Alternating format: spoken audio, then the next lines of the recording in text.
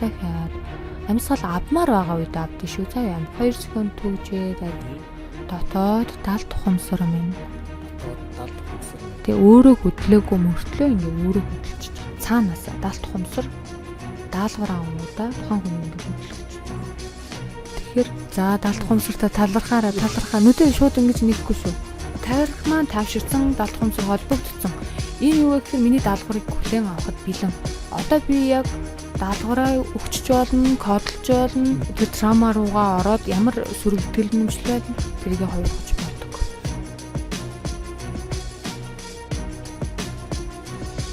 Хамгийн олон хүмүүсийн дурсамж руу орж блокийг нь тайлж, травмаг нь нэмжсэн Монголда баг номер нэг байна. Мөнгөний блок гэдэг маань дандаа мөнгөний эсрэг сүрэгтгэл нэмшлээ. Зүгээр л хүн батлан харуулахын тулд үйлдэлүүдийг хийгээд идэг өөрийн төлөө биш.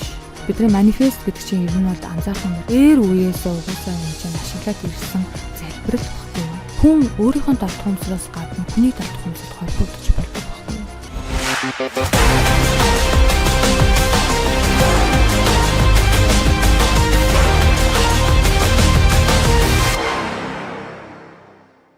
За сайн байцгаана уу, Green podcast-ийн маань ээлжид нэгэн дугаар эхэлж байна. За тэгээд өмнө нь бол би X-File гэдэг project-ын дээр явж байхад энэ эмч минь бас над дээр хэд хэдэн дугаар орсон байгаа тий.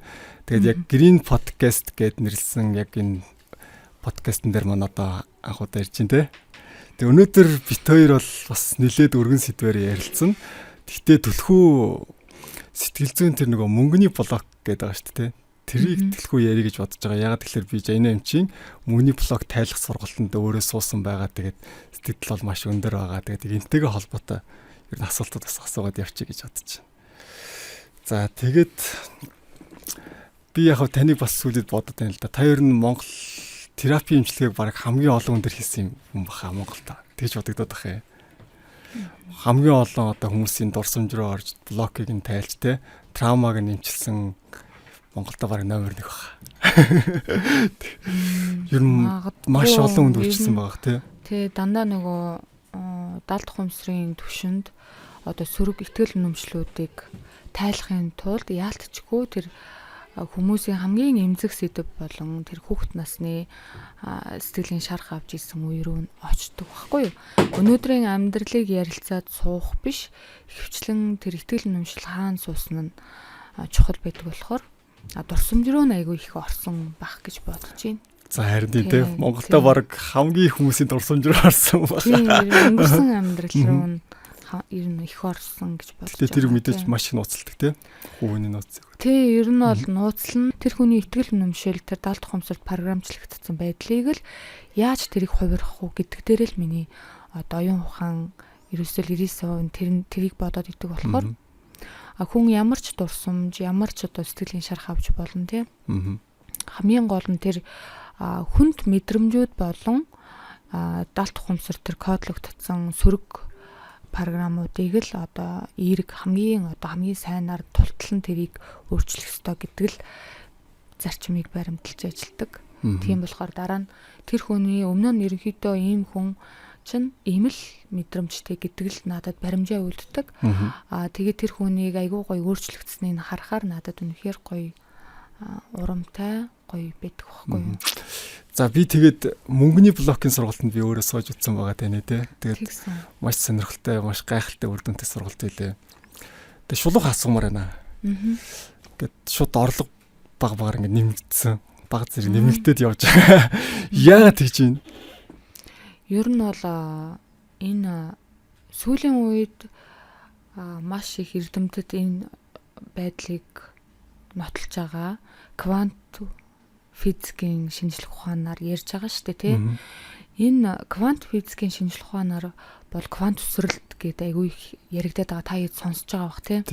Тэгэхээр бидний дотор байгаа тэр их мөнгө надад ирэхээсээ айх айдас ч юм уу альва нэг зорилгод хүрэхээсээ өөрсдөө барьж идэг имиж идэг энэ зүйлүүд чинь яг үнэндээ тэр сөрөг итгэл үнэмшлүүд чинь айдас ч юм уу ямар нэг сөрөг мэдрэмжүүдтэйгээ холбоотой бидний дотоод баг долгионтой байдаг байхгүй юу. Ер нь бол тэгэхээр нөгөө ичих ч юм уу те ичгүүрийн мэдрэмж ч юм уу эдгээр чинь баг долгионтой байжгаад бидний тэр одоо мөнгөний блог тайлах сургалтын дээр хэрэгжилж байгаа техник маань болохоор тэр баг долгионд ихтгэл үнэмшлийг өндөр долгионд ихтгэл үнэмшил рүүгээ хувиргаад эргээд тэрийг даалт ухамсарт кодолж өгч байгаа. Тэгэхээр тархи маань өөрөө тэр өмнөх байгаа байдлыг хувиргацсан болохоор анханасаа л тэ хийж чадах юм шиг санагдах, бүх юм боломжтой юм шиг санагдах. Тэр одоо амжилттай хүний ч юм уу тэр хувиргасан байдал нь кодлогдчихж байгаа байхгүй юу. Тэгээд эргээд энэ оршихуй ертөнцийн эргэн тойрондоо ингээ харж байгаа өнцгүүд нь дандаа боломжтой юм шиг санагдаад үйлдэл авч эхэлж байгаа. Тэгээд эргээд тэр нь мөнгө болж хувирж байгаа шүү дээ, тий. Өмнө нь болохоор ингээд хүн чинь тэр одоо давтамжууд маань ингээд зөнгөөрөө мэдрэгдээд идэг байхгүй юу. Жишээлбэл таагээд ингээд анзаарах юм бол тий тайзан дээр байгаа хүн чинь итгэлгүй хүн байна уу, өөртөө итгэлтэй хүн байна уу гэдгийг бид нар ингээл зүгээр л ингээд нэг хараад ажиглана штэ. Өөртөө итгэлгүй хүн чинь ямар харагддаг вүлээ. Тэгэхээр нөгөө квант сүрэлт айгүй их яригдж байгаа сүүлийн үед дэлхийд даяар тий квантын эмчилгээ, квант сүрэлт, квант физикийн онолоор бүх энерги ингээд нэг энерги нөгөө энерги рүүгээ шилжих байдлыг л хэлж байгаа штэ квант гэдэг тий.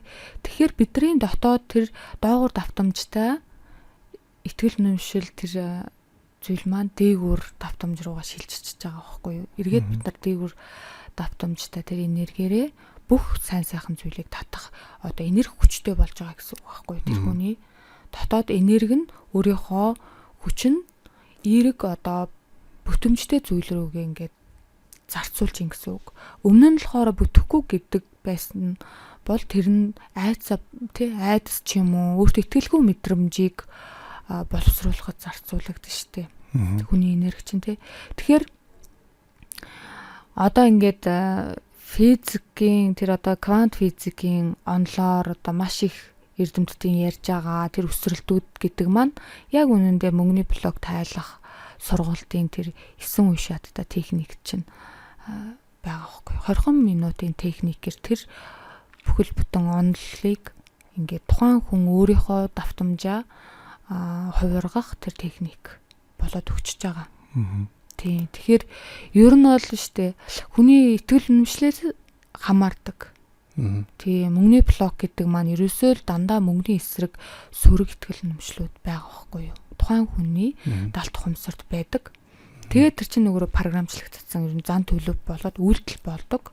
Тэгээд тэр үйлдэлүүд маань эргээд бид нарын мөнгө олоход маш том саад болж идэг. Жишээ нь ичдэг хүн чинь хүмүүстэйгээ илэн далангуу хамтран ажиллаж чаддаггүй шүү дээ. Өөрийгөө байгаа байдлыг ингээд илтгээд тэ ойлгуулад ингэж ажиллая, тгий гэж ингэж нөлөөлж чаддаггүй байхгүй юу? Ягаад гэвэл тэр хүмүүс ичдэг хүмүүс яадаг вэ гэхээр энэ ч өөрийгөө хамгаалж байгаа одоо тархины хариу үйлдэлүүд байгаа тий сэтгэлийн хариу үйлдэлүүд маань ерөөсөө альва юмд ингээ эмзэг тусгаж авдаг болохоор хурдан сэтгэлээр унаад идэг эсвэл тууштай байж чаддаггүй гэх мэтчлэн одоо тэр тууштай байдлын тий энэ маань өөрөө биднэрт ингээ багасаа төлөвшсөн байх хэвээр. Гэтэл энэний эсрэг бас ингээ даалт ухамсарын түвшинд блок байд юм билэ. Бидний ингээд багасаа хүмүүжүүлсэн би маш олон хүнээс анзаарсан загвар юу вэ гэхээр зүгээр л хүн одоо хүмүүст батлан харуулахын тулд ч юм уу хүний аясаар ингэж үйлдэлүүдийг хийгээд идэг өөрийн төлөө бол биш. Тэ өөрийн хүссэн ажлыг болохоор хойшлуулаад яваад идэм билээ. За тэгээд ээж загнчих болов ч юм уу тэр хүмүүс намайг юу гэж бодох бол гих мэтчлэн хичээл сурлаган дээр ч тэр өөрийнхөө хийж байгаа ажил дээр ч тэр бүх юмыг одоо даалт ухамсарын түвшинд өөрийнхөө ингээд хувь хүний өөрийнх нь хариуцлагын үүднээс хийх ёстой ажлуудыг хүртэл өөрийн даалт ухамсартаа үүрэг гэд итгүүлсэн байт юм билээ. За үүрэг болон хариуцлага хоёр ч ингээ ялгаатай байдаг байхгүй юу? Үүрэг бол тэ бид нар ажил дээр дараагаас цалин авч байгаа үедээ мэдээж цалингаа авч байгаа учраас заавал үүргээ биелүүлэх ёстой шүү дээ тий. Гэтэл энийг болохоор даалт ухамсар ингээд хариугаа нэгдэг. Үүргээ гүйцэтгсэн бол хариугаа авах ёстой гэдэг програм төрмөл байдаг хүн болгон дээр. Тэгэхээр хүмүүс өөрсдөө яаж ингээд сөрөг програм болгож бичсэн бэ гэхээр өдөр тутмын өөрийнх нь хувь хүний хариуцлагын одоо үйлдэл ажил болгоныг үүрэг гэд ингээд итгүүлсэн байт юм байна. За тэгэхээр энэ араа хүүхдээ хүмүүжүүлэх нь үүрэг. Гэр одоо ингээд гэрээ цэвэрлэх нь үүрэг. Тэ? Хоол хийж идэх нь үүрэг мэтэр энэ зүйл юу вэ гэхээр эргээд даалт хумс руу үүргээ гүйцэтгсэн бол эргээд хариу авах ёстой. Эн чинь тэ? Нөгөө дараагаас цалин авдсан шүү дээ, тэ? Ажлын байрнаас бид нар цалин авахтай адилхан тэр үүргээ нэхэж эхэлдэг. Тэгээд эргээд энэ маань харилцаан дээр маш том зөрчлүүдийг үүсгэдэг. Тухайн хүн үүрэг гэж ойлгоод далт хумсарт бүр ингэ итгүүлсэн байдаг. Гэтэл би өөрийн төлөө хоол одоо гэр бүлдээ зориулж хоол хийх нь миний одоо ингээд цаанаасаа зүрх сэтгэлээсээ ингэж ундарч гарах хэвээр хариуцлагын асуудал байхгүй юу. Тэгээ хүүхдүүдтэй хоол хийж өгөх нь эрүүл хоол хийж өгөх нь одоо аз жаргалтай хүүхдүүдийн аз жаргалтай ээж нь байхын тулд те миний сайн сайхны төлөө энэ бол хувь хүний хариуцлага. За тэгээд нөхөртөө ч гэсэн хандж байгаа байдал те. Тэгэхээр энийг чинь нөгөө үүрэг гэд ойлгочдөг болохоор эргээд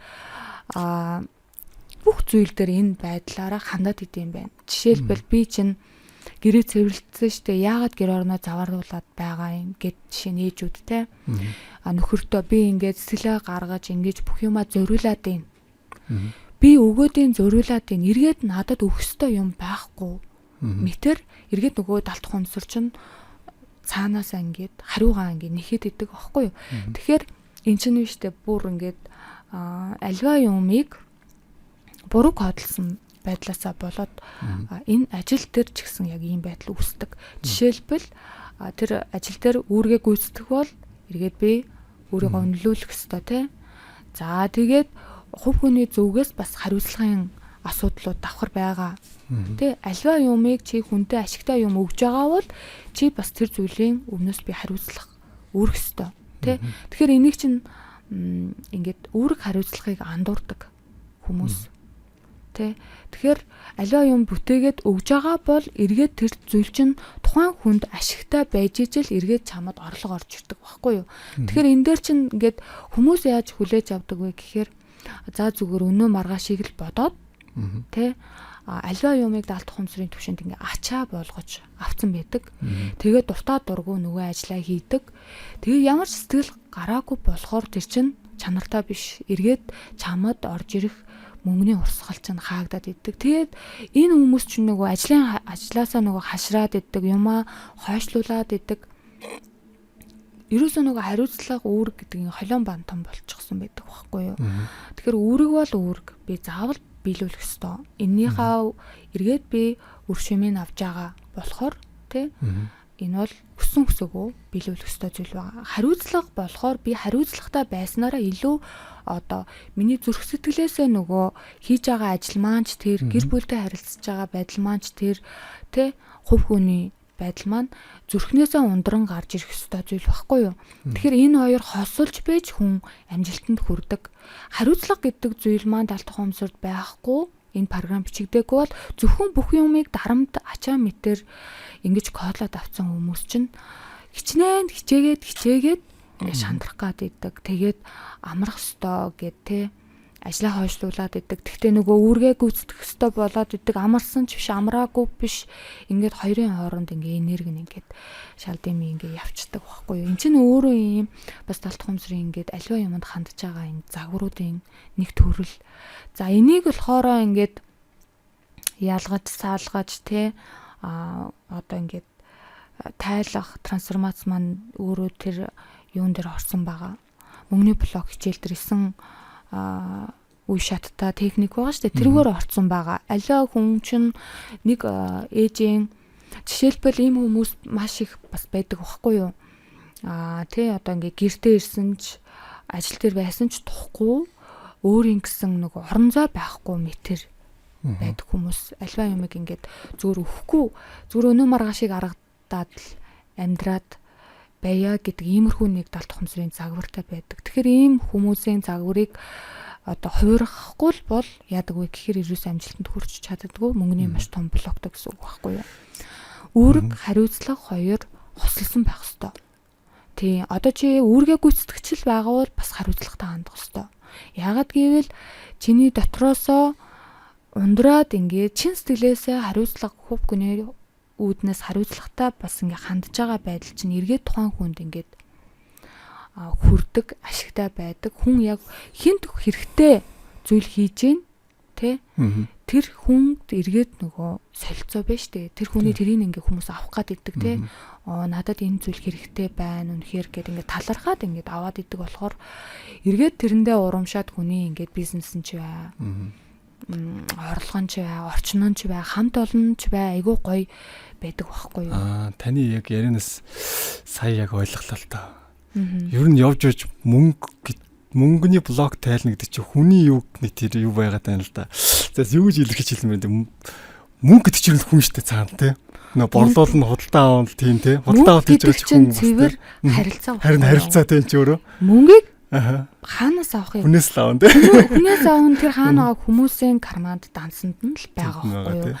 Харин тэр хүмүүс биднээс ингээд солилцоо хийж байгаа штэ. Мөнгөө өгөөд биднээс нэг юмыг авч байгаа болохоос биш. Тий. Тийм. Мөнгө гэдэг чинь ерөөсөө тухайн хүнтэй л харилцаж байгаа. Тийм ээ. Далд хумсар бол одоо нөгөө миний эсрэг талд байгаа хүн бол баг нааг нөгөө яг хэлж мэдэхгүй ч гэсэн далд хумсар нь баг үнэрлэл мэдчихдэг шүү тий. Баг энэ нэг ямар нэг мэдэрч идэг тий. Тий, ерөнхийдөө штэ. Хүнийг ярихаасаа өмнө бид нар ингээд айл хийдэм дүгнэлт гаргацсан байдаг далд хумсар. Далд хумсар өөрөө мэдрэмжийг одоо альва мэдээллийг боловсруулан хүлээж авах бид нарт ингээд мэдрэмжийн зүн гэж байдаг байхгүй төрүүлээд шийдвэр гаргацдаг. Тийм. Аль хэдийн мэдсэн л байдаг тий. Тэгээд сөрөг байх юм бол нөгөөт хүн яг л тэрийг л мэдэрчээд байна те ямар нэг юм. Тийм мэдэрчээд тэгээд зүнгөөрөө ингээд аль хэдийн шийдвэр гаргацсан байдаг. Гэхдээ бас нэг завшруулаад асуумаар байна л да. Мөнгөний одоо тэр мантра гэдээ байгаа. Тэгээ мөнгөний бясалгал гэдэг те. Баялагын энерги энэ гэдэг бясалгал байгаа шүү дээ. Эсвэл над их санагдаад байгаа юм болоо. Хийгээл дуусан гот баг дудлаг орж ирдэг зэрэг да. Тэр ямар учиртай юм. Тэр одоос нэг каунт уу? Тэр чинь болохоор штэ одоо аффирмейшнүүд штэ тий. Аффирмейшн бясалгалаас. Тий, аффирмейшн мантра ингэ бясалгалууд чинь ингээд манифестууд чинь штэ. Ингээд хүнийг ятгаж итгүүлэх байдал واخгүй. Тархи маань ерөөсөө юунд итгэн тэр зүйлийг зөрөгтэй ингээд аюулгүй гэж бодоод ингээ үйлдэлээ авч хийгээд эхэлдэг. Тэгээд хамгийн гайхамшигтай нь штэ хүний ингээд долгион гэдэг чинь айгүй ингээ мэдрэмж одоо ингээд энергийн долгионууд айгүй чухал. Хүн ерөөсөө өөртөө ингээд сайн сайхнаар төсөөлөөд суудсан байхад л тэр одоо цаанаасаа мөнгө өөрөө орж ирээд байдаг шүү дээ. Захиалгууд нь орж ирээд байдаг. Би танаас нэг зүйл асуух гэдэг юм л да. Тий, тэгэхээр энэ оршихуужин өөрөө юм энерги тэр чигтээ энерги гэдэг юм байна л да. Тэгээд бидний тэр өндөр давтамжтай энерги чинь мэдээж эргээд өндөр давтамжтай одоо хүмүүс чинь биднээс ингээд солилцоо болоод одоо ингээд худалдан авалт хийх ч юм үйлчлүүлэх ч юм уу ийм зүйл байд юм байна. Тэгэхээр тархи маань ерөөсөө юунд итгэн юуг одоо ингээд далт хумсар маань загварчилж програмчилж аав нь тэр бол ерөөсөө биелэгддэг. Яалтчгүй тэр бол биелэгддэг. Цаг хугацааны хувьд өнөөдөр биш байлаа гэхэд жилийн дараа эсвэл 2 жилийн дараа ч юм уу заавал ямарваа нэгэн байдлаар тэр бол орж ирдэг. Тэгэхээр ерөөсөө энэ хүн гэдэг амьтан ерөөсөө сөрөг бодолд автаж болохгүй байхгүй юу? Хүмүүс ингээ аффирмейшн, мантра тэгээд энэ манифестуудыг ингээ хийгээд ирэхээрээ гой зүйл болоод ийна. Энэ өстө нэг гайхамшиг байна гэж бодож ин тэ. Тухайн хүн юу бодно тэрийг амьдрал дээрээ татаж ирдэг. Хэрвээ хүмүүс сөрөг бодол дээрээ автаад сөргөл зүйл бодоод байх юм бол тэр хүний амьдрал дээр дандаа сөрөг бүтэхгүй болохгүй юм. Ингээд ээлж дараалан оочроо хүлээж идэх байхгүй юу. Тэгэхээр бид нэг ингээ бодолтой маш их анхааралтай, болгоомжтой байх хэрэгтэй. Яагаад гэвэл штэ тэр бол бидний манифест гэдэг чинь ер нь бол ингээд анзаарах юм бол та нар дээр үеэсээ угаасаа энэ чинь ашиглаад ирсэн залбирал байхгүй юу.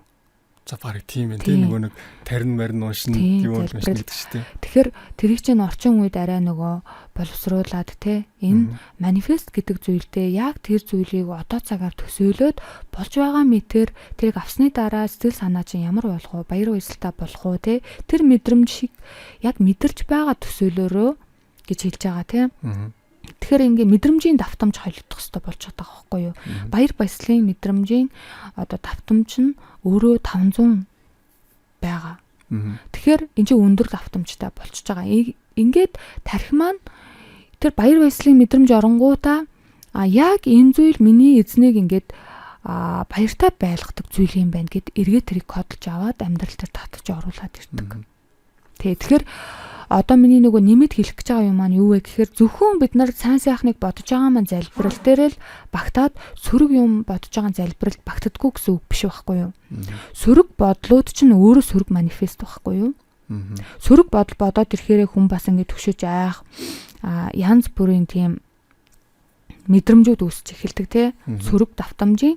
Тэгээ эргээд тэрийг ингээд далд тухамсар кодлоод авчдаг.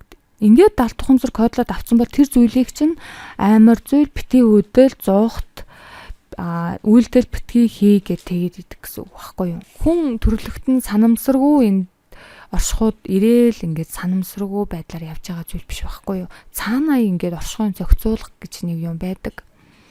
Энэ одоо ингээд юун дээр мөнгөний блок сургалтын дээр бас оруулсан шүү дээ. Талархлын механизмыг оруулсан чи үзсэн үү тэр хичээлийг? Тэр талархлын механизм чинь өөрөө эрдэмтэд судалж үзсэн юм бэлээ.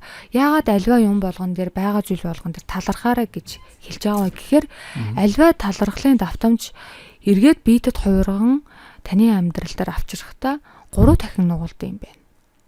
Одоо жишээлбэл би энэ өнөөдрийн олсон орлогондоо чин сэтгэлээсээ талархаад энийг хүртэж байгаа байдалтай талархаад тэгхийн бол тэр чинь эргээд надад 3 дахин нугларч орж ирдэг юм байна. Хэрвээ би сэтгэл ханамжгүй дундуур ийм байдлаараа хандах юм бол тэр чинь 3 дахин багасчихж байгаа байхгүй юу? Тэгэхээр энэ талархлын хууль өөрөө ингээд альва юмыг 3 дахин нугалж үржүүлдэг ийм талт ийм механизм байдаг. Талархал агуу чухал юм билээ тийм. Чухал. Энийг чинь эрдэмтэд судалсан шүү дээ. Талархал гэдэг зүйл чинь 3 дахин нугалдаг байхгүй юу? Тэгэхээр өнөөдөр жишээ нь миний сургалтын дээр нэг хүн орж ирэх юм бол би тэрийн чин сэтгэлээсээ талархах хэрэгтэй байхгүй юу? Тэр хүн би мундаг байгаад орж ирсэн зүйл биш шүү дээ Үнэхээр ингээд тэр хүнд биш дээ. Тухайн хүнд намайг сонгож орж ирж байгаа мэдрэмж төрсөн. Мэдрэмж өөрөө гаднаас оршихугаас орж ирдэг байхгүй юу? Тэгэхээр энэ хүн намайг сонгосон үнэхээр ийм мэдрэмжээр орж ирж байгаа байдалд нь би талархах ёстой. Эргээд энэ талархлыг би юу вэ гэхээр оршихуд ингээд захиалга болгоод явуулж байгаа юм байна. Одоо ингээд энерги долгионоор ингээд ялгардаг. За тэгээ эргээд энэ долгионууд чинь эргээд дараагийн хэрэгтэй хүмүүсийн ингээд алт хомсор зөнгөөр нь ингээд мэдрээд идэм үү ингээд ийм сонирхолтой ингээд хүмүүс ингээд итгэхэд хэцүүчсэндээ ийм одоо процесс механизмууд байдаг. Энэ би бүр тэгж боддог басгүй үзэгчтэй одоо хэлмээр байгаа. Энэ бол яг тусгай техникийн дагуу явд юм билээ. Яг тэгэхээр би нөгөө хүүхд тогчнаг яг нав нэг хэдгээр ингээд тогтлоо нэг юм секрет гэл нэг ном гараад аим шуг юмс штэ. Тэр үчин би дагаал хийгээд л нөгөөт чинь ямар ч нэмэр байгаагүй яг үнэ хэлээ. Тэгэхэд ингээд яг энэ Жайна чи яг энэ явуулж байгаа мөнгөний блок тайлах сургалтын энэ далд бухимсартай холбогдох хичээлүүд гайхалтай. Би бүр өөрөө гайхаж байгаа байхгүй. Би сайн хэлсэн шүү дээ. Ингээд юмаа ингээд хийгээл дуусахад л дуудлага ирэнгүүт хүн бүр гайхт ивэл. Ямар сони би. Тэгэл авахд яг ингээд мөнгөтэй холбоотой ажил ороод ирж байгаа тийм. Тэгээ бүр энэ бол бүр ямар нэгэн зүйл байт юм. Би тэгж бодсон байхгүй. Хүний далд бухимсар бол ер нь одоо энэ орчин чинь 3 хэмжээст шүү дээ тийм. Далд бухимсар бас давхар нэг өөр хэмжээст. Тийм далд бухимсар чинь нь шүү дээ. Би одоо ингээд цаашдаа бас ингээд яриануудыг өөх бодол байгаа. Хүн өөрийнхөө далд бухимсараас гадна хүний далд бухимсарт холбогдож болдог байхгүй юу? Энэ техник яг мөнгөний блог сургалтын дээр өгөөгүй ч гэсэн дотоод гэрэл сургалтын дээр байдаг байхгүй юу? Жишээлбэл зөндөө хүмүүс байгаа штэ. Хүүхдээ нэг корчонконд ингээд суулгах гэж ингээд чадахгүй байгаад байгаа штэ тий. Тэр хүүхдээ сургах гэж. Би болохоор далд бухимсарт нь гараад сургацсан байхгүй юу? Нэг удаа далд бухимсарт нь гараад ойлгуулаад тэгэл нөгөө хүүхд чинь өөрөө очиод корчонконд суугаад нөгөө хүний далд бухимсарт нь олбдог. Тэгэхээр өөрийнхөө хүүхдийн далд бухимсарт гарчиж байгаа. Гэхдээ энэ чинь нөгөө маш нарийн одоо ашигладаг 5 4 байдаг. Аливаа ингээд үйл ажиллагааг бүтээхийн тулд ч юм уу те тэр хүндээ ч гэсэн ашигтай надад бас ашигтай оршихуд ашигтай байх хэрэгтэй байхгүй маш том гэрээ. Тэгээд тухайн хүний далд хумсарт холбогдоод захиалгаа өгвөл тэгэл дараа нь очиход л нөгөө ажил бол бүтдэг байхгүй юу. Тэгэхээр энийг ингээ ярихаар чинь хүмүүс итгэхгүй байгаа хүн маш их байх л та. Байгалах. Тэгээ нэг бол би ч гэсэн ийм итгэдэг байсан. Ер нь за жилийн өмнө бол ер нь ийм хүнд ерөөс итгэдэг байсан хүмүүс байхгүй юу. Тэгэхээр би болохоор энийг надад бол би ингээд нэг их ашиглаад байдаггүй. Ашиглах шаардлага бол надад байхгүй. Гэхдээ мэддэг хүмүүс чинь тэр хүн тэг гэсэн юм та гараад өгөөч гэдэг хүмүүс байдаг байхгүй юу. Одоо жишээ би тэр даргад ингээ уулзах гэсэн юм нэг ажил байгаа. Та овог нэрийг хэлдэг. Тэгэхээр би чинь бөө биш штэ. Тийм надаа ерөөсөө тийм одоо ингээд зүүн совон гэх юм уу тэр ид шид бөө одоо тийм сахиус махус тийм юм байхгүй. Энд чинь энгийн хүн бүх хүн төрлөختөнд байдаг юм одоо ингээд зүүн байд юм байна. Тэгээд тэр чинь маш амархан техник. Тэгэл тухайн хүний далд хумсартай холбогдоод нөгөө хүн ингээд хүлээгэл авчдаг. Эсвэл хүлээж авахгүй байж болдог. Тий, одоо ийм сэдв ярихаар хүмүүс нэг их ойлгохгүй байх. Би нэг ярьдаггүй байхгүй. Би ярмаар санагдаад байгаа. Яагаад гэхэлэр би жилийн өмнө иймэрхүү бүр итгэл хүлээж авдаг хүн байсан байхгүй. Одоо ингээ манай энэ зурглаачд хүртлийн суучлал та надад иймэрхүү ярихаар би бүр юу ч итгэдэг. Хизээч хүлээж авдаг байсан. Бараг загнаа те. Үнэхээр тийм байсан. Тийм те. Тимээ гэж хэлчих.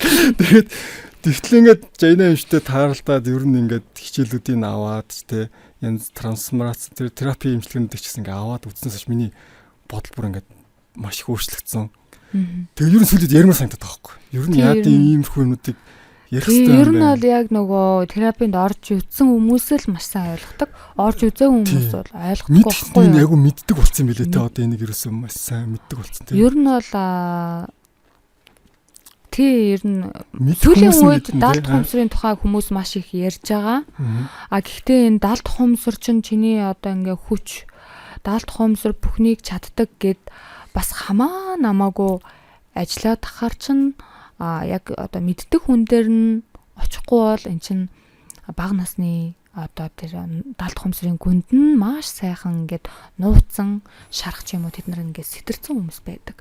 За тэр сэтэрсэн байдлыг одоо ингээд хүмүүс чинь ингээд жоохон ууртаа догшин байдал байгаа шүү дээ. Энийг нь ингээд бас ингээд ойлгуулт юм байна. Эн чинь нөгөө чи тэр үед нэг хатан байсан, хаан байсан тэрний одоо ингээд сүнсэн тэрний зүйл мэдээллүүд байгаа чи өстой гэл тухайн хүмүүсийг жоохон ингээд буруу тишин төөрөгдүүлээд байгаа байхгүй юу?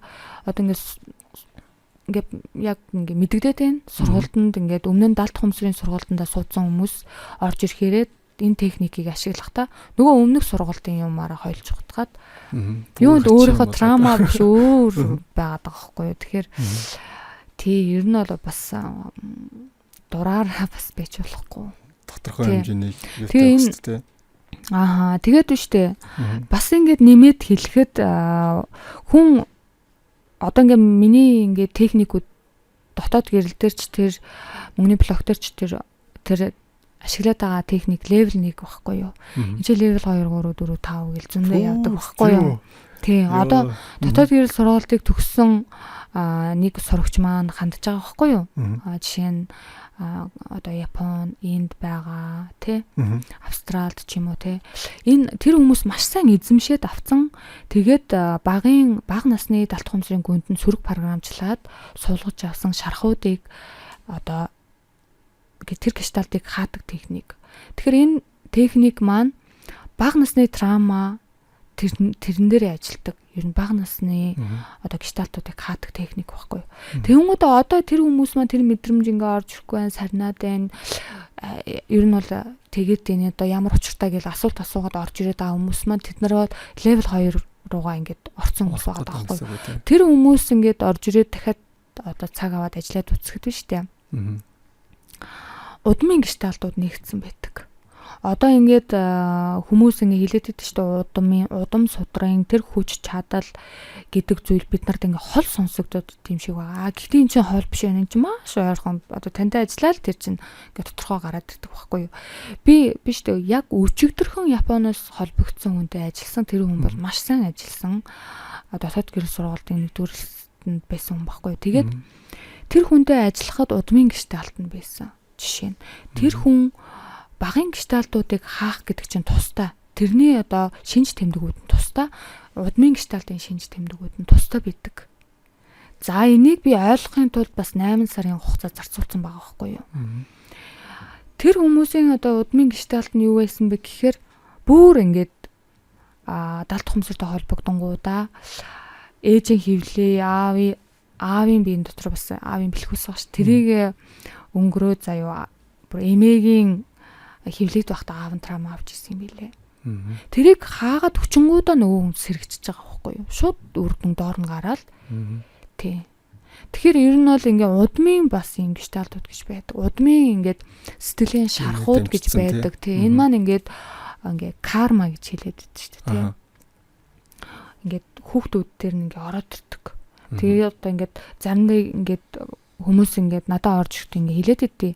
Би одоо аавын талын, ээжийн талын одоо удмын нэг зүйлийг таслах гэж ирсэн одоо үр хүүхэд нь гэж намайг ингээ лам хийлсэн, тэр хийлсэн ингээд тэгэд идэх байхгүй юу?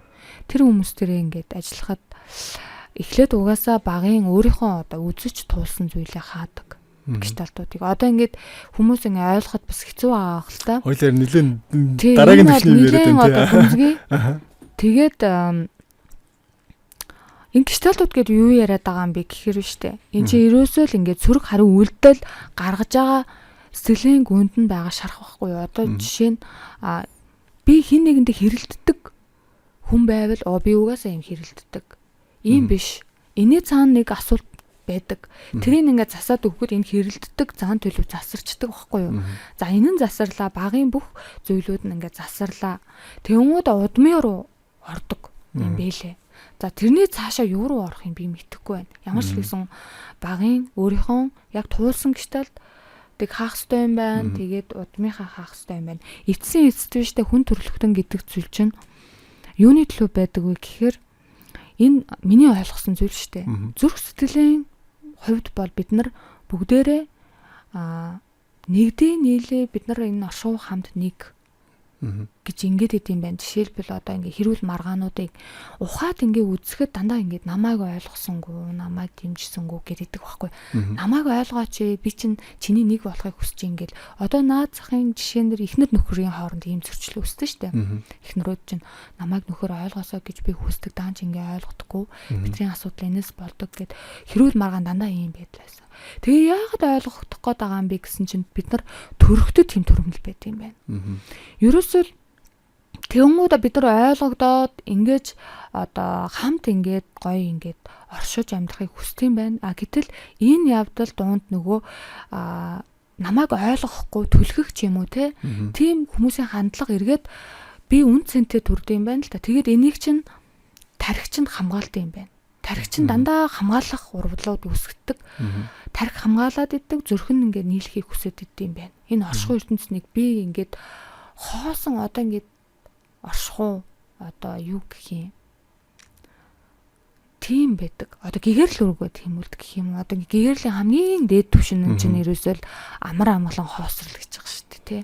Тийшээ л тэмүүлээд идэв юм. Ерөөсөө хүн төрөлхтний энэ оршихуйд ирсэн зорилго нь бараг тийм юм биш үү? Тий, тэнгуудад тэр одоо байдлыг чинь үгүйсгээд тий хин нэгэн ингээд гимтэх юм бол тархич нь хамгаалах үүрэгтэй ерөөсөө тархич нь эзнээ хамгаалах юм байна. Тэгээ бид нар ингээд ууралж байгаа байдал чи юу вэ гэхээр хамгаалах хариу урвал байхгүй юу тий цогтж байгаа байдал чи хамгаалах хариу урвал ичж байгаа байдал нь өөрөө бас тухайн эзнээ хамгаалж байгаа байдал байхгүй юу. Альва нэг эвгүй нөхцөл байдалд орхоос нь ичиг мэдрэмжээр хамгаалж байгаа. Тэгэхээр ерөөсө тархи бол ингээ баахан хамгаалтын ийм програм үсгэгдсэн байт юм байна. За тэгээ зүрх сэтгэл маань нөгөө сайн сайхан руугаа тэмүүлэх гээд идэм байна. Энэ хоёр чинь маш том зөрчилдөөн болд юм байна л та. Тэгээд энэ хоёр яг тэр одоо чиний хэлээд байгаа одоо битэрийн хэлээд байгаа мөнгөний блок тайлах трансформац байгаа шүү дээ. Тэрэн дээр чинь энэ хоёрыг нийлүүлж өгдөг байхгүй юу? Энэ хоёр нэгдээд тархи маань би ингэж хамгаалаад байгаа шаардлагагүй байсан юм байна шүү дээ. Зүрх маань ийм угаасаа л үнцэнтэй байсан байна гэдэг ийм тэр хоёр ч ингээ нэгдэн нийлээд тэр хүний тархины далд ухамсараас тэр хамгаалах урвал маань тайлагдаад байгаа байхгүй. Тэгэнгүүт энэ оршихуй эрдэнэс бол надад ээлтэй сайхан гэд өөрийнхөө зорилгоод ингээд эмээхгүйгээр урагшлаад тухайн хүмүүс амжилтанд хүрэх бүрэн боломжтой болж байгаа байхгүй. Тэгэхээр ерөөсөө мөнгөний блог тайлах сургалтын дээр юу вэ гэхээр хөвчлэн мөнгөний тухай яригдаад байгаа болохоос биш тэг мөнгө олох үйлдэлүүдийг гаргаж өгдөггүй тархины хамгаалах одоо урвалуудыг тэр програмуудыг л тайлж байгаа. Ерөөсөө. Чи чинь бүтээ ажиллаа хий. Энэ оршихуй чинь ерөөсөө амар амгалан тайван гоё байгаа штий. Чи энэ тархиндээ ингээ хамгаалцсан байна. Энийг чинь тайлж. Гэл нөгөөдхийн тайлж байгаа.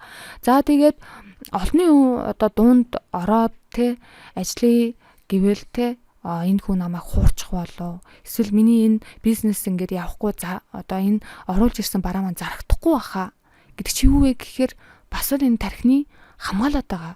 Урвал тэр хүн зарагдахгүй бол эргээд сэтгэлээр унаад энэ хүн бас уналт руугаа оруулахаас хамгаалж байгаа байхгүй юу. Тэгэхээр чи ерөөсөө энэ дээр чинь тэгэх шаардлагагүй. Чи оруулаад ирсэн бол бизнес чинь явна.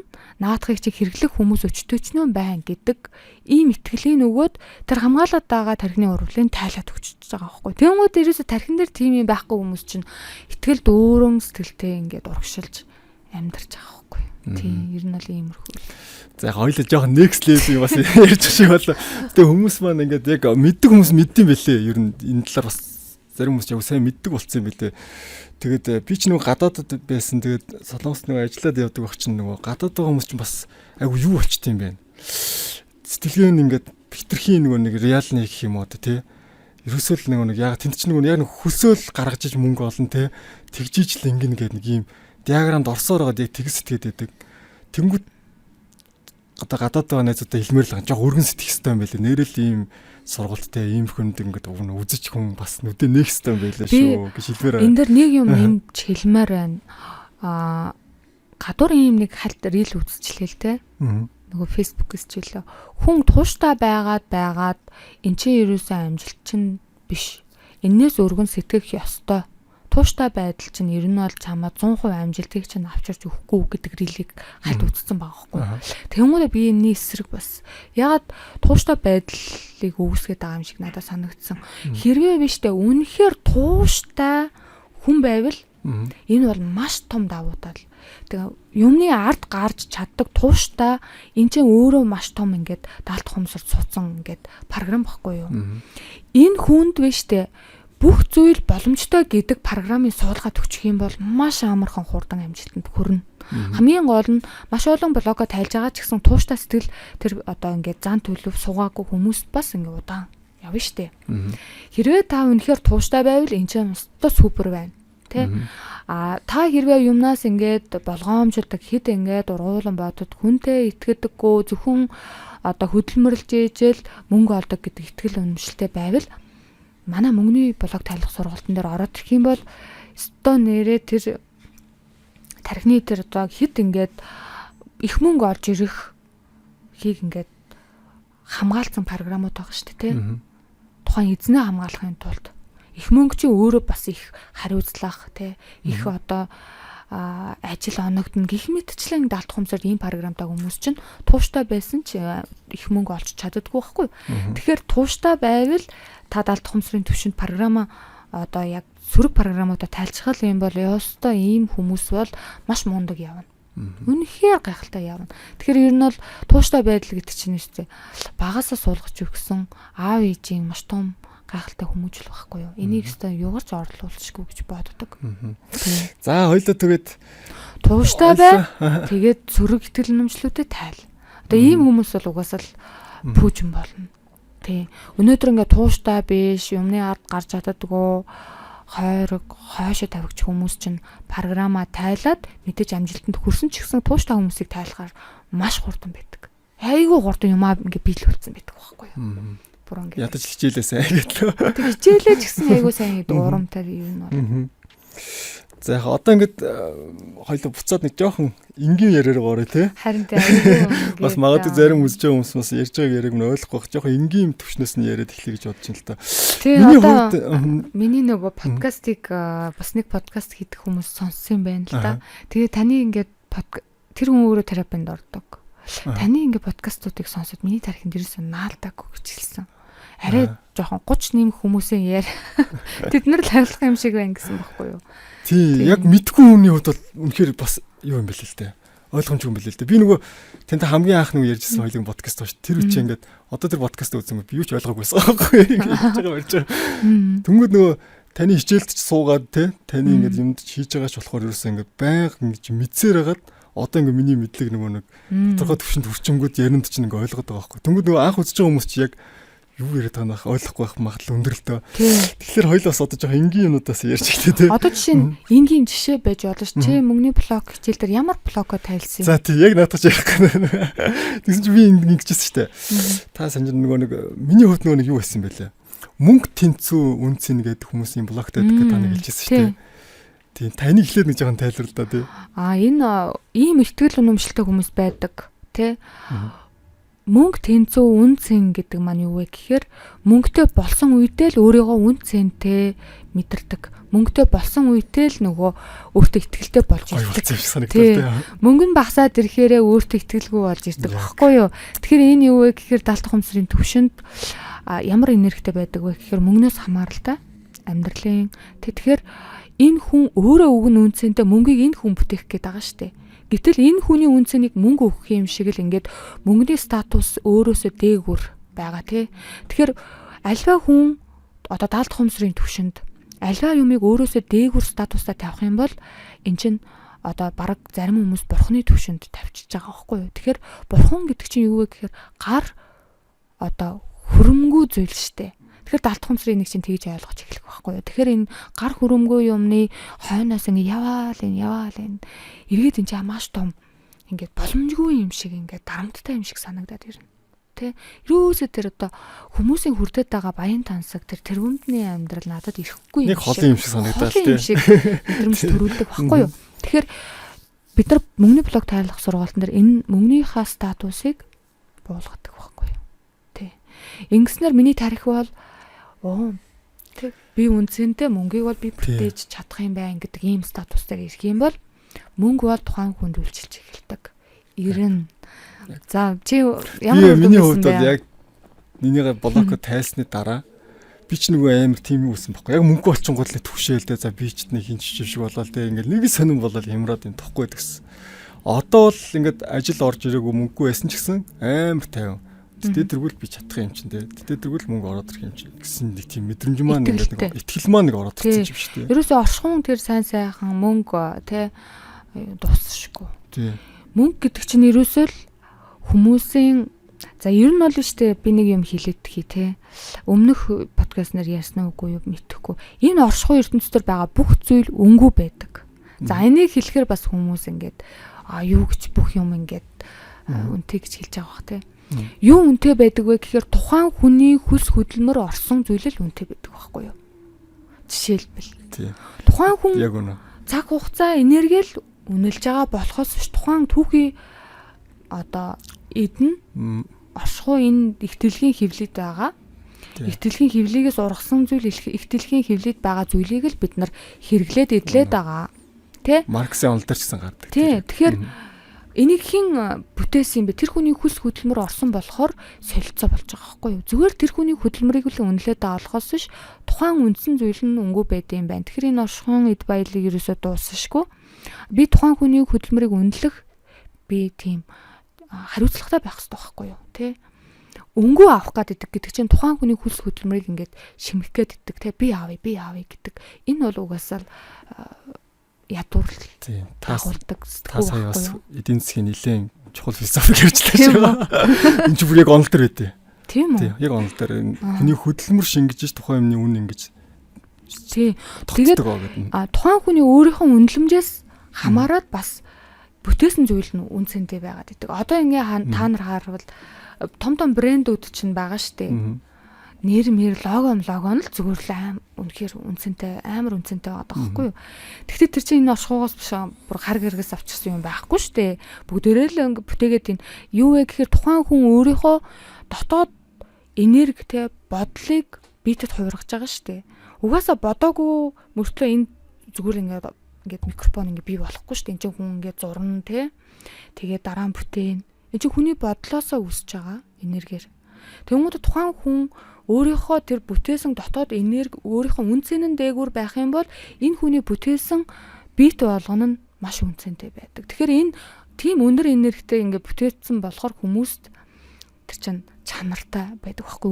Өөрийгөө үнэлдэг хүн чинь өөрийнхөө бүтээж байгаа юмд хүртэл чанартай. Маш ингээд бат бөх гэдэг ч юм уу сайн байдаг. Жишээ нь одоо ингээд бид нар ингээд бариад байгаа iPhone утас байгаа шүү дээ.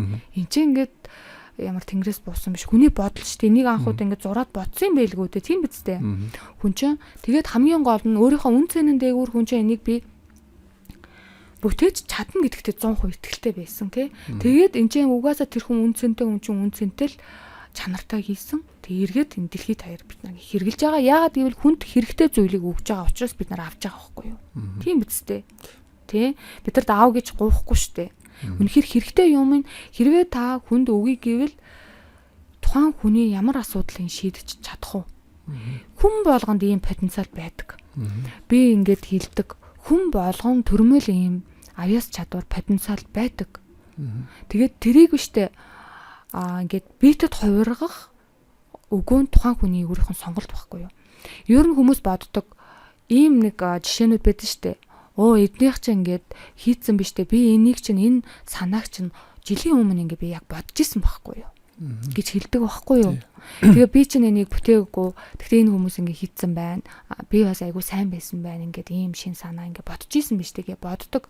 Гэтэл энэ шин санааг тухайн хүн өөрөө бодоод ингээд андуурдаг байхгүй юу? Энэ бид нарт ингээ хүн болгонд ингээ шин санаа төрдөг. Блокгүй хүмүүс яадаг вэ гэхээр одоо ингээ сэтгэлийн блокгүй, мөнгөний блокгүй хүмүүс чинь энэ шин санааг би яаж хийх үү, бүтээх үү гэдэг дээрээ төвлөрдөг. Мөнгөний блоктой хүмүүс яадаг вэ гэхээр энийг хийсэн ч хүн авах юм болоо, зарагдах болоо гэд ингээд шууд хавд арчдаг. Тухайн хүний дотор ингээд энэ оршихуд ингээд мэдлэхгүйгээр ингээд дарагдчихлаа штэ. Гэхдээ яагаад шин санаа тухайн хүнд төрж байгаа вэ гэхээр тэр хүнд потенциал нь байгаа болохоор төрдөг. За энэ потенциал энэ энерги тухайн хүнд яагаад бодогдсон бэ шин санаа оршихугаас ирдэг байхгүй юу?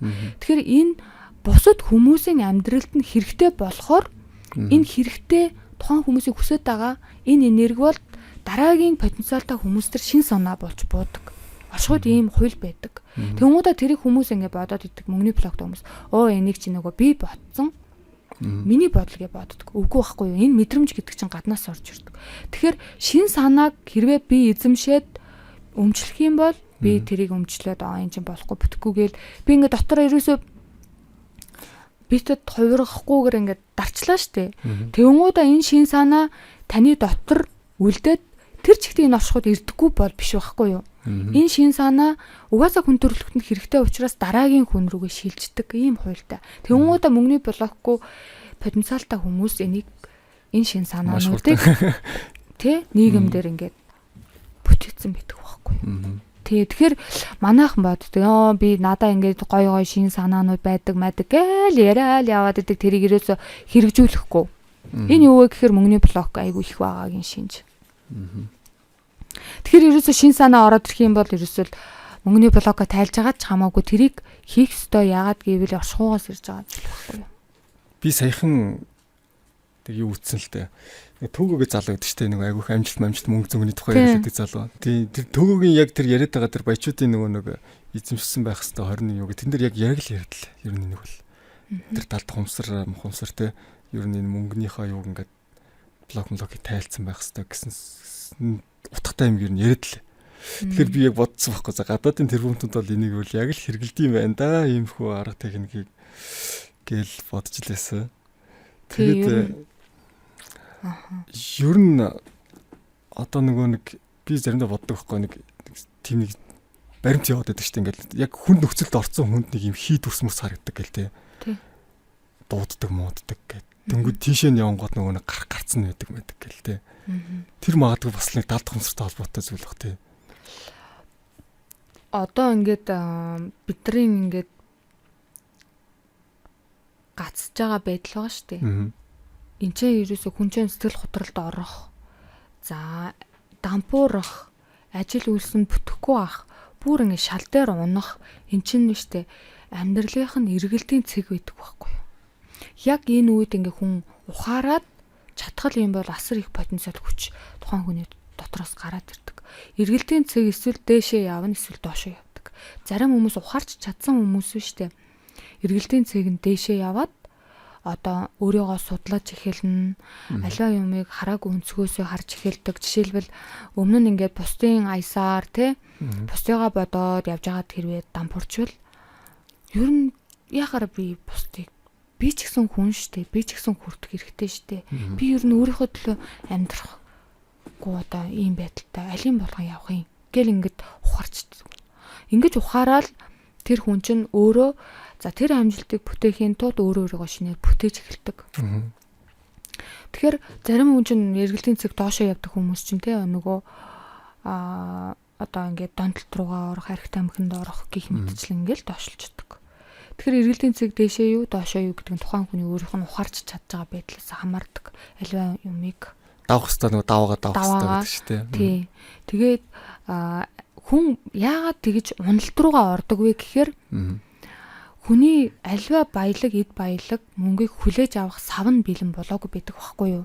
Тэр сав гэж бас ингээ яриад байгаа нь юу вэ гэхээр одоо ингээд их мөнгнөөс айх айдас мөнгө тэнцүү үн цэн гэд нөгөө чиний яриад байгаа болоогүй байгаа штэ. Энэ чинь энийга чи ухаарсан цагтаа л чамд мөнгө ирдэг болохоос биш. Чи яг мөнгө тэнцүү үн цэн гэдэг энэ байдлаараа л яваад ах юм бол нэг өдөр чи маш их ядарна. Гацалтанд орно. Яг энэ цагт би үнцэнгүй байна. Мөнгө ингээ ирдгүүн байна. Маш хэцүү юм байна. Мөнгөтэй болох чи ер нь хэцүү, альва юм хэцүү. Хүн заавал хөдөлмөрлж иж л олох ёстой. Мөнгө амар ирдэггүй гэд ингээд идэх байхгүй юу? Тэгээд эн чинь юу вэ гэхээр амархан биш хэцүү гэдэг энэ зүйл чинь даалт ухамсарын төвшөнд дарамтыг мэдрүүлж идэг. Тэгээд тухайн хүн дарамт мэдэрж байгаа бол тархины үйл ажиллагаа юу юм бэ гэхээр тухайн хүнийг хамгаалах штэ. Тэгвэл тэр дарамтаасаа зүхтаагаад ер нь бол чи амараа. Тэрийг хийгээд яах юм? Тэгвэл чи энэ нэг гоё PC тоглоом байна. Энд ч өстой гоё биш штэ. Амраа моглон байна гэд даалт ухамсар чинь бодит бус зүйлийг ялгадаггүй. Тэгээд нөгөө компьютер дотроо суугаад өөрийгөө гоё эрхчлөөд нөгөө бодит амьдрал дээр аваагүй амжилтыг тэр дотроо ингээд мэдрээд тэгээд тэрэндээ даалт ухамсар нь ингээд вау яг болж ш нөгөө хүсэжсэн мэдрэмжийг эндээс авч ингээд эргэлтийн цэг доошоо унчиж байгаа байхгүй юу. Би бас нэг дийлийгээд нэг ярьжсэн шүү дээ. Ер нь ингээд мөнгөтэй өмөр амжилттай ч юм уу тийм хүмүүс бүр нэг биднээс нэг тасарсан ухаантай ч юм уу те биднээс амар хурдан хөдлөөд байгаа ч юм уу те тийм юм ерөөсөй байхгүй. Даалт ухамсарлаа амар хүчрэг юм байна гэж амар анзаарч ирсэн зүйлээ. Мөнгөний эсрэг блок байхгүй байхгүй юу? Тэгэхээр мөнгөний эсрэг блокоо тайлах сургалтанд л суучих. Тэрнтэй адилхан блокоо тайлчих. Тэрний даалт ухамсарт байгаа хүчрэг ген монголчуудын даалт ухамсарт нь тэр чигтээ байгаа. Би нэг юм хэлэх үү? Монгол хүмүүс шүү дээ. Бусдаас маш давуу тал нь юу гэдэг вэ гэхээр маш том амбицтай байдаг. Маш том амбицтай байдаг шүү дээ. Том бодолтой байдаг тийм. Бусад ер нь бол би анзаарна шүү дээ. Үндэстнүүдээс ялгаа нь.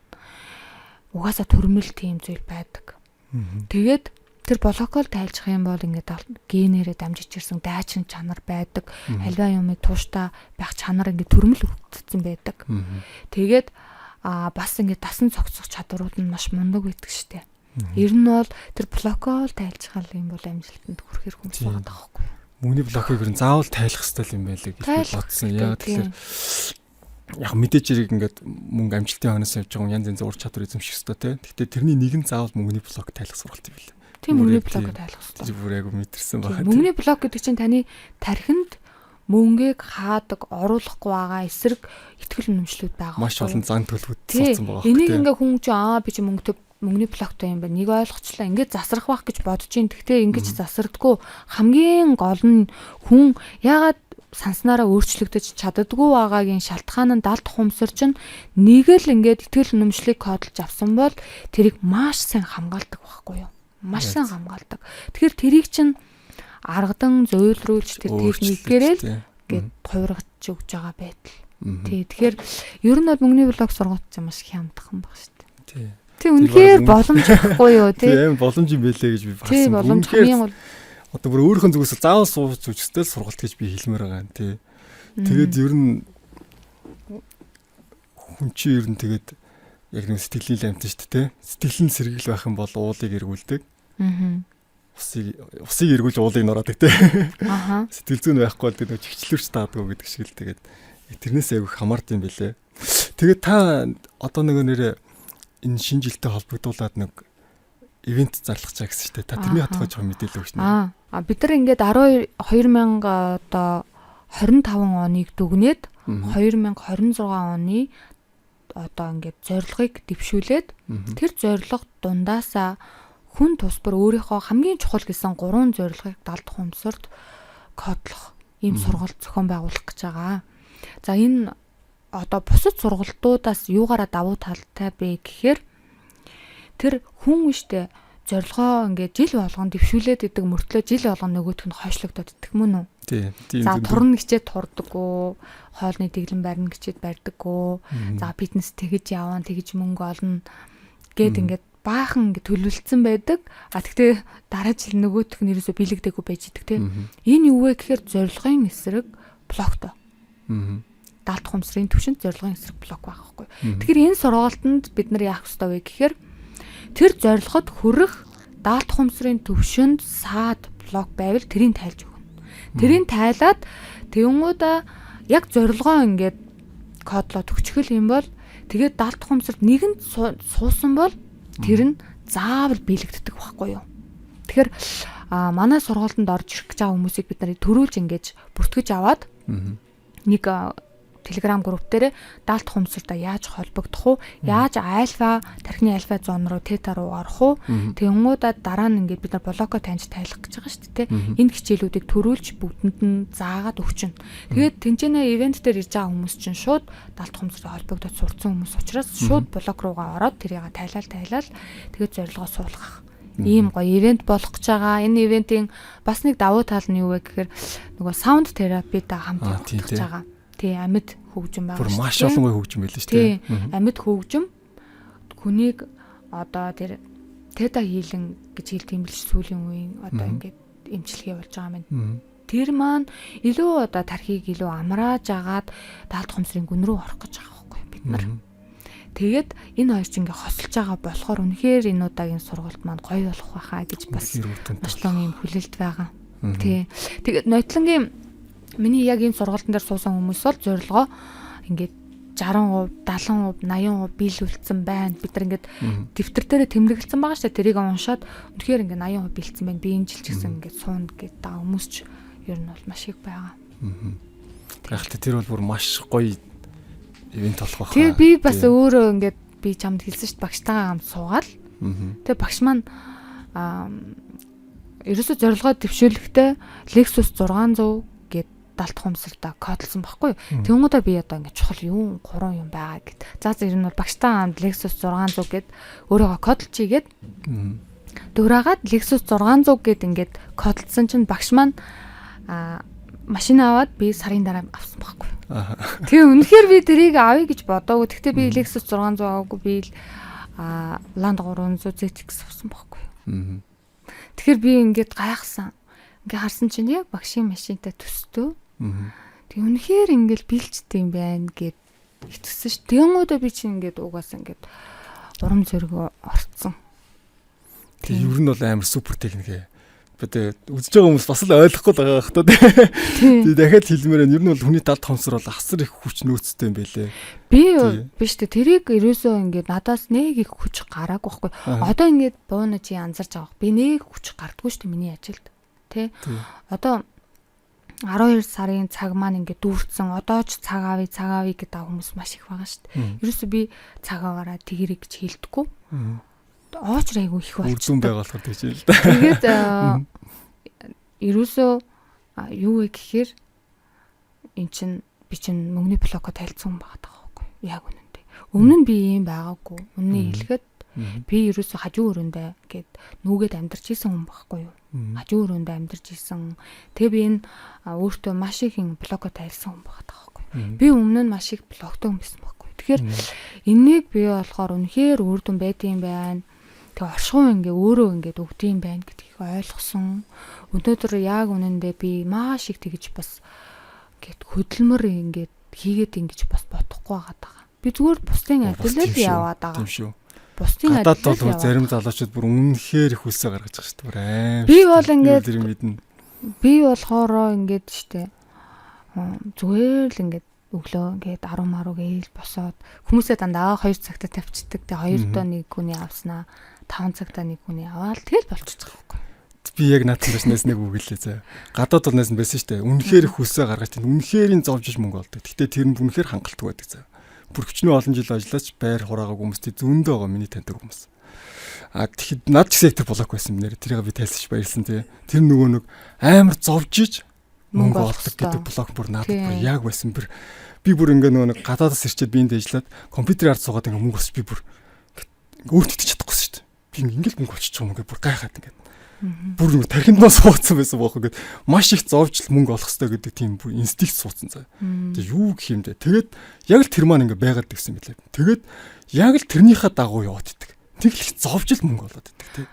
Тэгвэл энэ блокоо тавилчингууд вау бүр заримдаа зүгээр л нэрээ. Өстө нэг залуучууд хэлдэг шүү дээ easy юм аа гэдэг ш.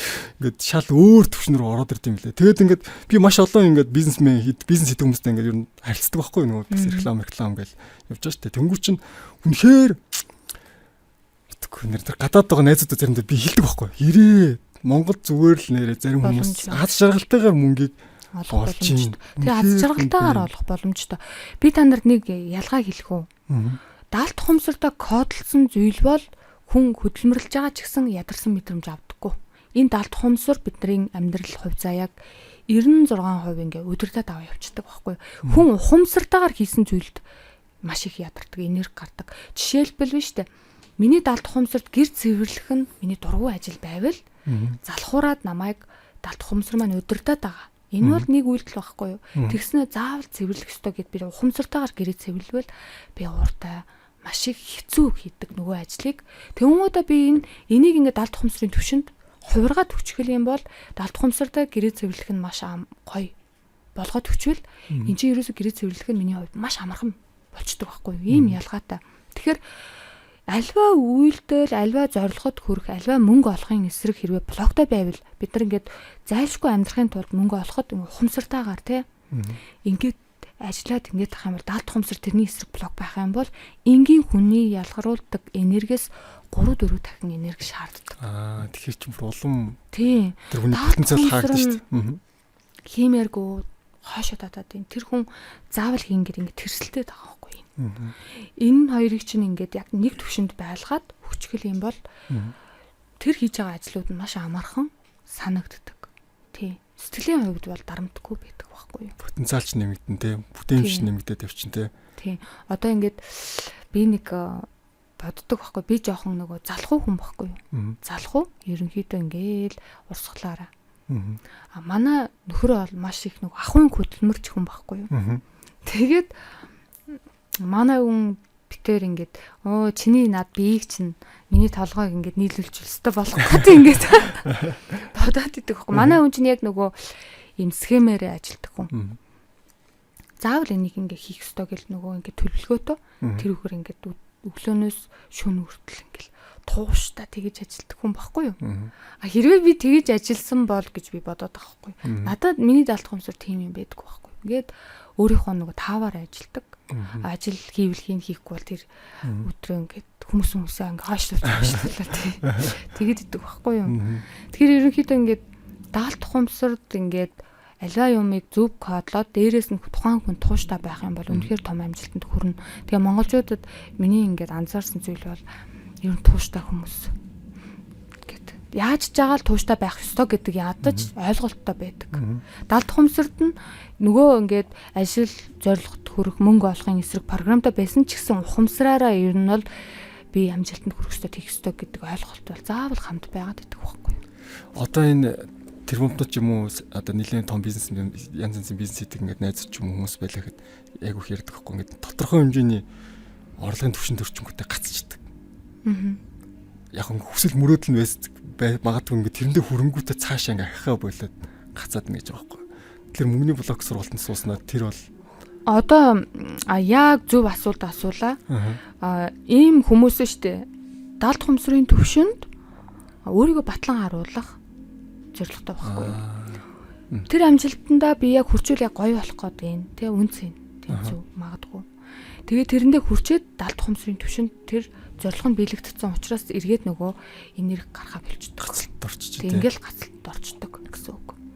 Тэгэхээр одоо ингээд маш их амжилтаа явж агаад гацсан хүмүүс ч юм уу те ийм хүмүүс тэр блокод тайлах хэвээр. Тэгээд тэгжээш дараагийн төвшөнд дарна. Тэгжээш л дараагийн төвшөнд тэгжээш л ажил нь ингээд бөмбөж явна шүү дээ сайжирна гэсэн үг. Тийм байдаг. Зөв.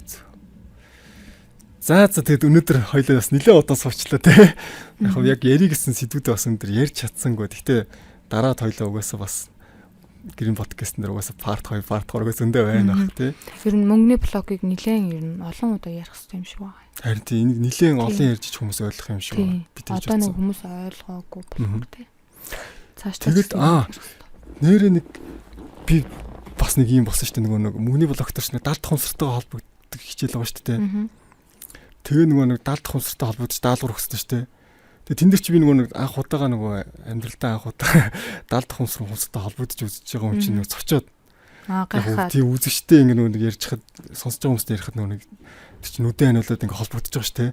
Тэгээд нөгөө нэг холбогдсон бол толгой төхөөрэй гэсэн чи би ингэ өөрөө толгой төхөө би бүр нөгөөтгөндөө цочоод ингэ бүр өөрөө нөгөө нүдэн нэгээ тийм болохгүй юм баг хийсэн. Тэгээ тэр нилээн гайхшилд орсон л да намайг. Яа тэгэхээр би урд нь тийм нэг ховсон имжлэг ч юм уу янз янзын тийм үзэж байгаагүй тийм тэнгүүт далд хумсар гэд дотор дахиад нэг хүн ингээд намайг хөдлөнгөө би бүр гайхсан байхгүй. Чиний командгүйгээр хөдлөөд байгаа юм шиг санагдсан уу? Ямар нэгэн байдлаар командаа хөдлөөд бас чи яг хөдлөх гэсэн чи хөдсөн л да. Гэтэ нөгөө би чи хөдлөөгүй байхад ингээ өөр нэг хүчин зүйл намайг хөдлөсөн байхгүй. Тэнгүүд би амар яг тэрхэн зуртаа би ингээд бүр нүдэд нэгээд босож хөөе болохгүй шүү гэдэг. Зөндөө хүмүүс гайхажсэн. Тэргөө. Тийм одоо.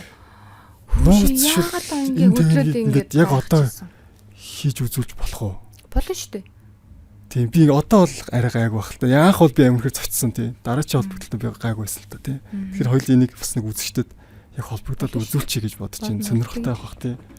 Энд бол ямар нэгэн худал хуурмаг юм бол байхгүй. Би бол анх үнэхээр цочирсан. Хүн болгон хийгээд үзэж байна. Тийм маш олон хүмүүс тийм дагаад хийсэн ч болох бах тийм нэрээ. Тийм одоо ямар хүмүүс холбогдож чаддгүй вэ гэхээр өөрөөсөө илүү холдсон хүмүүс. Өөрийн мэдрэмжийг маш их дарангуйлдаг хүмүүс холбогдно. Гэхдээ магадгүй 2 хоног 3 хоногийн дараа ч юм уу те орж ижил холбогдно.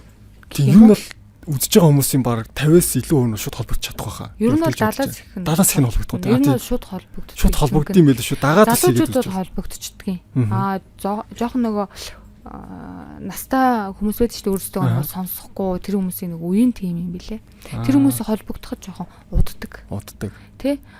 Одоо жишээ нь 20 минут зарцуулах ч юм уу суух ч юм уу тэгдэг. Түүнээс ямар ч хүн бол холбогддог ямар ч хүн яагаад гэвэл далд хумсар гэдэг чинь бидний оюун ухаан штэ далд оюун ухаан байгаа штэ. Тийм. Хүн болгон би энэ ч нэг анх мэддэггүйсэн болохоо надад үнэхээр гайхалтай санагдсан л та тийм. Тэгэхээр одоо яг ингээд хоёул хүмүүс хийгээд үзүүлээ. Тэгээ яг дагаад хийгээд үзээрэй гэж хэлмээр байна. Яагаад гэвэл яг зөв ингээд техникийн дагуу их юм бол шууд холбогдсон та бүр өөрөө гайхаж магадгүй тий. Тэгээд ямарс холбогдоод үзээрэй. Холбогдож чадахгүй бол дахин оролдох юм бол та шууд холбогдно. Бүр энэ үнэхээр гайхалтай техник шүү тий. Тэгээ амьсгалаа зүг авах хэрэгтэй тий яг. За одоо чи юу яана? Микэ жоохон нашлуулчих. Тэгээд урагшаа суу. Бие тэгшгэн суугаарай. Тэгшгэн суугаад за 2 мөрөө буулгаарай. Бие сул тавьсан байх ёстой. За зөөлөн ажуухан одоо ингээ холбогдоход маш чухал зүйл юу вэ гэхээр хүн энэ ухамсарын энэ уртл духан хэсгийг тархийг амраах ёстой. Энэ айгу амарсны дараа бид нар далд ухамсартай холбогдох боломжтой. За энийг амраах байдал маань ер нь бол амьсгалын дасгал байдаг байхгүй юу те. За маш сайн байна. Бие сул тавина. Нүдэн анаарай. За хамраараа огцом амьсгал авахгүй маш удаанаар зөөлөн амьсгал аваад дүүртэл амьсгал аваад 2 секунд төгжээд шар хүлээж байгаа юм шиг уруулаад цорвойлгоод удаанаар гаргаарай. Удаанаар хүлээж дуустал нь гаргана.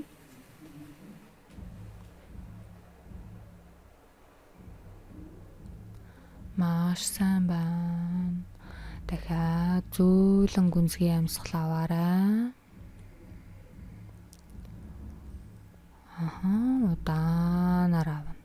2 секунд төгжин үлээж айжуухан гаргана. За энэ амьсгалын дасгал хүнийг тайвшруулахын тулд удаан айжуухан дуустал маш сайн байна.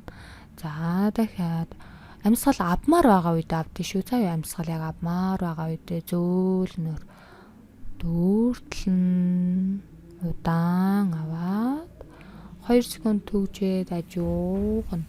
Уруулаа цорвойлгож байгаа байдал маань агаарыг айгүй удаанаар гаргах зорилготой.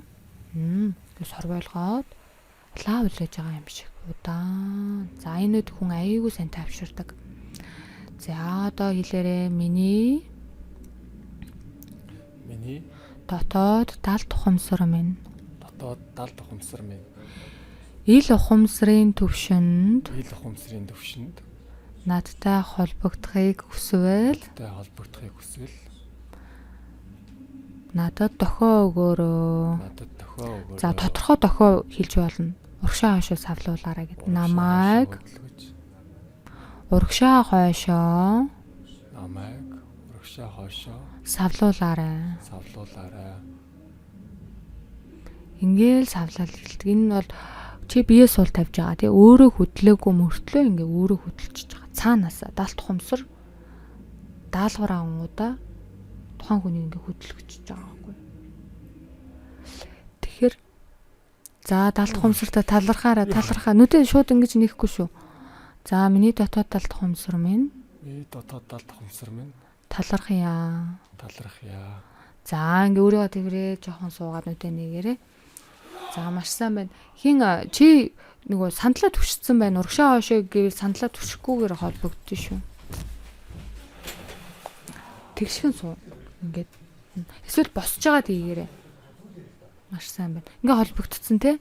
За ингээд тарих маань тавширсан далд хумсар холбогдсон. Энэ юу вэ гэхээр миний даалгаврыг хүлээн авахд бэлэн. Одоо би яг даалгавраа өгчөж болно, кодлж болно. Тэр трама руугаа ороод ямар сүрэг итгэл үнэмшил байна тэрийг хувиргаж болдог.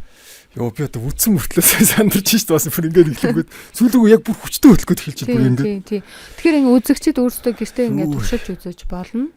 Хүн болгонд далд хумсар байгаа болохоор бүгдээрээ л холбогддог. Тий холбогдоод үзэр бүр энэ бүр үнэхээр үнэн шүү. Надад итгэхгүй байгаа хүмүүс бүр дахин төвчээрэй гэж хэлмээр бүр. Тий. Бүр ингээд босч байгаад холбогдоод үзэр өөртөө хөдлөхгүй шүү дээ. Босоод зогсоолоо. Сул тавиад тэгээ босоод ингээ хөдөлбөл ингээ наагаад идэх байхгүй. Сая бүр сүлд ингээ яг хүчтэй хөдлөж чинь л да. Тэнгэр бүр өөр ихгүй нүдэн хэлдэг. Одоо ингээд ганцхан ийм урагшаа хойшоо гэдэг дохио биш өөр дохио байж болно. Одоо чинь миний хуруунуудын эрхий хураг хөдөлгөөрөө гэхэд ингээ огцом ингээ татдаг байхгүй. Гинт ингээ татчихдаг. Намайг бас тэгсэн байхгүй нөгөө үгүй гэж байгаа бол хажууд шиг хөдлөхч бас ингээ яг командын дагуу хөдөлт юм би бүр үнэхээр хайхсал. За эсвэл ингээд миний ингээ хөлийг жиргэнүүлээрэ гэсэн ингээ учиргүй жиргэнэж эхэлдэг. За хорон хөдлөгдөг бол үнэхээр супер юм. Тэрийг нэг дараа тавьчих үзсэн ээ. Ингээл татаад идэх байхгүй. Тэгээд яг холбогдод команд мамандаа өгч эхэлдэг те. Тэгээ хөлөөр эсвэл зарим хүмүүс байдаг ингээд учиргүй ингээд дүрс харагдаад иддэг. Зарим хүмүүс ингээд мэдрэмж огсон. Зарим хүмүүс ингээд өснө ингээд босчдөг нөгөө биеийн зарс гээл өснө босоод. Зарим хүмүүсийн гидсэн орж игндэг. Миний нэг үйлчлэгч байсан ившээгээд идэх хүн байсан шүү дээ. Холбогдохороо. Ерөөсөө эрдийн үед ившээдэггүй гинэ дохио өгөөрөө гэд ихэндээ тэгж байгаа штэ. Хүнд ингээд шууд би урагшаа хойшоо хэлдэггүй байхгүй. Тэнгууд ившээгээд хэлдэг. Тэг ившээж байгаа нь ингээд холбогдох. Ингээд нүднэсэн гоожоод ившээгээд иддэг. Тэгээ тэргээ зогсоонгуудаа зогсчихдаг. Сонин те. Хүмүүний бас янз янз үт юм шиг байна. Тий, хүн янз янз. Тэгтээ би анх холбогдохдоо урагшаа хойшоо гэдэг дохиогоор холбогдчихсэн болохоор хүмүүстэй бас энийг зөвлөдөг байхгүй юу? Тэгээ босч байгаад болохгүй л ингэ босч байгаад найгаал ингэж идэх байхгүй ингээл бүр толгоо молгоно ингээл өөр автоматар.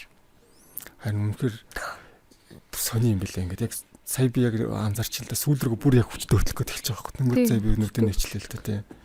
Тэгээ бүр холбогдоод сургацсан бүр сайн холбогддог болчихно тийм. Тэгээ энэ одоо ингээд та нар эхний левел 1-ийн хүмүүс ингэж дохио авч ижил тархины итгээд байгаа байхгүй юу?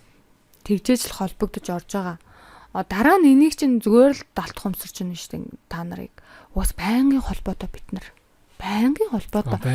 Тий бид нар ингээ ухамсартайгаар даалгавар өгөх гээд байгаа. Өмнө нь ингээд бид нар альва юмнаас цочихдоо ухамсаргүйгээр даалгаврыг өгөөд идэх байхгүй юу? Ингээ бодохгүйгээр. Би энийг хиймээргүй байна. Өнөөдөр ямар муухай юм бэ Тэгвэл энийг чинь даалт ухамсар хүлээж авч байгаа. Тухайн өдрийг чинь тэр чигтээ муухай болгочдөг. Тийм. За баярлалаа. Тэгээд өнөөдөр бас битээ нэлээд удаа ярьсан тий. Тэгээд өнөөдрийн манай подкастыг сонирхсан хүмүүст талархлаа. Тийм тэгээд Жанаа эмчтэй бас талархлаа. Бас 12 сарын 12-нд ивент болно тий. 12 сарын 12-нд болох ивентэд та бүхэн өргөнөр хүрэлцэн ирээрээ. Тэнд бол маш гоё ивент болох юм байлээ. Саунд ингээд маш олон гоё олон хөгжмүүдийг ашиглаад ашиглаж агаад дээр нь одоо бас трансформац баг одоо ойлгохгүй хүмүүс байж баг ховс гэж хэлчихсэн санагдах юм заримдаа. Гэтэ уг нь ховс биш те. Ховс биш. Тэгтээ энийг чинь нөгөө манай монголч нь ховс гэж ярьд юм лээ. Ховс л гэж яриад байна те. Гэтэ ер нь бол хагас ховсын тийм байдалд оруулаад дээр нь хөгжмөр таныг юм ховсын байдалд оруулаад транс байдалд оруулж байгаа. Транс байдалд оруулна тийм те. Тэгээд нөгөө даалт ухамсарт нь өөрийнхөө хүсээд байгааг тэ мөрөөдлүүдийг кодлоод өгчөж байгаа. Тэгээд тэрнийг биелүүлэхэд саад болдог дотоод тий итгэл үнэмшил блокуудыг тайлаад өгч байгаа. Тэнгүүд энэ айгүй ингээд үр дүнтэй хэрэгтэй маш үр дүнтэй. Сургалт би хэлжээс би зүгээр л ингээд багшиг дагаал ингээд тийм кодлсон чинь ерөөсөө тийм мөрөөдөл маань биелсэн байхгүй. Би тэрийг зүгээр л багшигаа дагаад хийцэн. Үгүй санасраг бараг. Тэгэл ингээд кодлогдсон зүйл бол заавал биелэгддэг. Тийм. Өнөөдөр ингээ манифест гэдэг ингээ сургалтууд айгу байгаад байгаа шүү дээ. Манифест тэр аффирмейшнууд энэ мантра гэдэг байгаа нь юу вэ гэхээр эргээд даалт ухамсарыг л кодлох гээд үзээд байгаа. Даалт ухамсарыг оруулах гээд үзээд. Тэгэнгүүт бидний техник бол шууд тэр дорно байхгүй юу? Тэр дорно. Тэр манифестыг өчнөө сар ингээ манифест хийгээл нэг өдөр ингээ кодлогдсон л бол тэр нь биелэгдэн кодлогдсон уу үгүй гэдгээ ч мэддэггүй. Ер нь бол бид нарыг кодлогдсон уу гэдгээ тэр дорно шалгацдаг. Вау, одоо кодлогдсон бай, хүлээгээд авсан бай гэдэг дохог даалт ухамсараараа мэдээд авчдаг байхгүй юу? Кодлогдсон уу гэдэг. Тэнгуудаа сая чи ингээд хөдөлж байгаа ш тэрэн шиг дохог авлаа, хүлээн авлаа гэдэг дохог нь бид нар өчөж байгаа болохоор яг баталгаатай кодлогддог байхгүй юу? Тэгэхээр энэ ивент бол айгүй чухал хүн болгон ирээсэй л гэж. Энэ бүр гайхалтай юм байна. Суудлын тоо маш хязгаартай штэ. 50 суудалтай. 50 суудалтай тий. Тэгээд онлайнаар бас орж болно. Тэрэн дээр үү? Тий, онлайнаар орж болно. Гадаадд байгаа үйлчлүүлэгчид маань угаас онлайнаар орох гэж байна. Тий. Тэр бүр үнэхээр гайхалтай болох байх. Яг тэгэхээр Жанаа эмчийн терапи би мэднэ үнэхээр гайхалтай байдаг. Тэр дээр нь саунд терапитэй ингээ хослоо тэгэхээр бүр яг комбо болох гэдэг байхгүй тий. Тий, ер нь. Тэгээд 26 оныхоо зорилгыг. Тий, бүгдээрээ одоо 2026 оны зорилгыг даалт ухамсартаа кодлоод мөнгөний блокоо тайлаад 27 оноос ерөөсөө өөрсдийн тархийг шинээр ингээд амжилттай мөрөөдлөө биелсэн одоо тархи болгоод програмчлах бүрэн боломжтой техник бол байгаа. Гайхалтай. За, хүрсэнд баярлалаа. За, хүрсэнд баярлалаа. Тий. За, ингээд өнөөдрийнхөө подкастын дугаарыг дуусгая баяртай.